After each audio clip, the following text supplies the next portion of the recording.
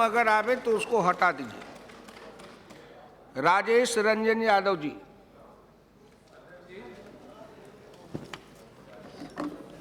अच्छे दिन का बजट के बारे में मैं सिर्फ इतना ही कह सकता हूं बता दीजिए कि आज़ादी के बाद यह जो दिल्ली है, जिसकी जिंदगी को उत्तर पूर्वी भारत के लोगों ने अपने खून और पसीना से, अपनी मेहनत से संवारा है, सींचा है। यदि वो मेहनत ना करें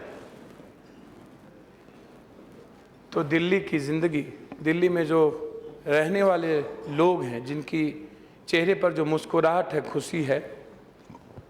वो छीनी चली जाएगी। और मैं समझता हूं कि दिल्ली कॉरपोरेट, माफिया, नेता और पुलिस, इन चारों के गठबंधन को यदि जोड़ दिया जाए तो दिल्ली को यदि किसी ने लूटा है, दिल्ली को किसी ने तंग किया है, दिल्ली की जिंदगी और गति को किसी ने छीना है,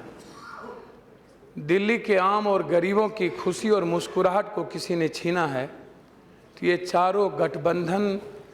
ने मिल करके जितना गरीबों को का शोषण किया है, शायद इस देश में किसी ने इतना शोषण नहीं किया।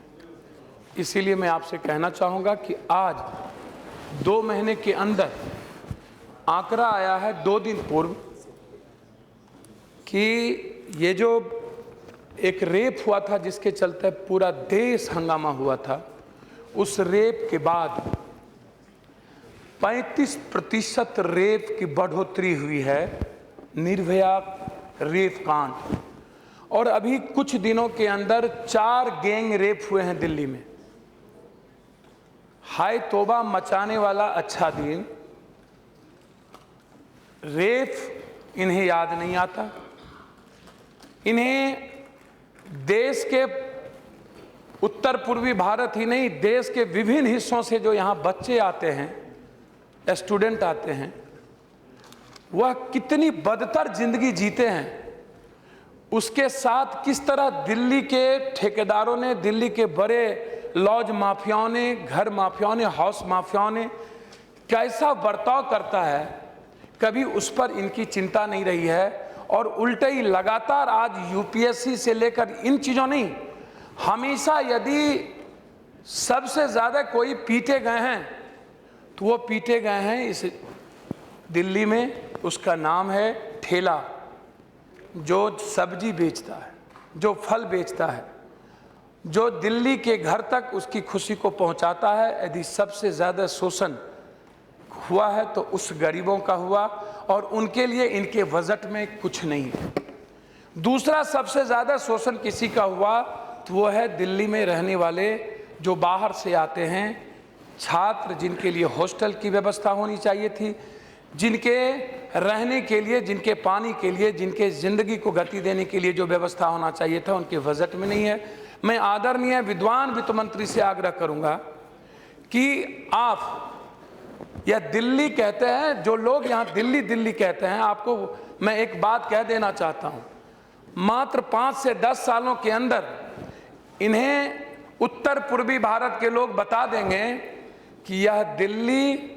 जिनको शोषण करके दिल्ली के नेता और माफिया गठबंधन ने लगातार मुख्यमंत्री और कुर्सी पर बैठने का काम गरीबों को का शोषण करके किया है, एक दिन उत्तर भारत, पूर्वी भारत के जो लोग हैं, वह इनसे सत्ता छीनेगी और पूर्वी भारत के लोगों को कुर्सी पर इसी दिल्ली में बैठाने का काम करेगी। यदि इन बातों को ना सोचे, 60% से 60% से अत्यधिक लोग 10 सालों के अंदर इस देश की, इस दिल्ली, दिल की राजधानी में हम मेहनत कश करने वाले लोग तो आगे बढ़ेंगे। हम आग्रह करना चाहेंगे कुछ इशू पर, 2-4 इशू पर अपनी बात खत्म कर दें, क्योंकि आगे बजट है। उसमें आदरणीय वित्त मंत्री जी से हम आग्रह करना चाहेंगे, जो सबसे अत्यधिक परेशानी है वो परेशानी है पानी। जो लोग डेली आते हैं उत्तर पूर्वी भारत के लोग, जो गरीब लोग हैं, जो यहाँ पर आकर के मेहनत करते हैं, जो आपकी ज़िंदगी को बदलते हैं, वो जो माफिया, पानी माफिया का जो सबसे बड़ा यहाँ तंत्र है, उसको उस पर आपको, और शौचालय से जो जुड़ा सवाल है, पानी और शौचालय, इस पर अत्यधिक बजट को आप फोकस करने का काम दिल्ली में करें। इसको एक मेरा यह सॉल्यूशन है। दूसरा मेरा सॉल्यूशन, अध्यक्ष जी मैं पॉइंट वाइज ही खत्म कर रहा हूं। दूसरा, जो झुग्गी झोपड़ी, जो शीला दीक्षित ने जो दुनिया में एक मिसाल दिया, जो दिल्ली को स्विट्जरलैंड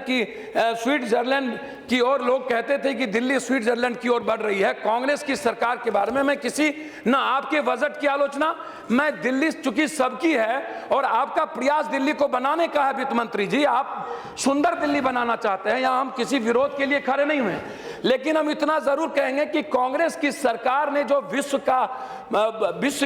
को, जो आम अमेरिका को, चाहे रूस को, चाहे जापान को, चाइना को जो अपनी ओर आकर्षित किया, वो शीला की सरकार ने जो जिस तरीके से दिल्ली की गति को बढ़ाया था, आप उस गति को बढ़ाने के लिए आप मजबूती के साथ आग्रह करें, और उत्तर पूर्वी भारत के गरीबों को संरक्षित करने के लिए आपके बजट में कुछ नहीं है। उस बजट में आप उत्तर पूर्वी भारत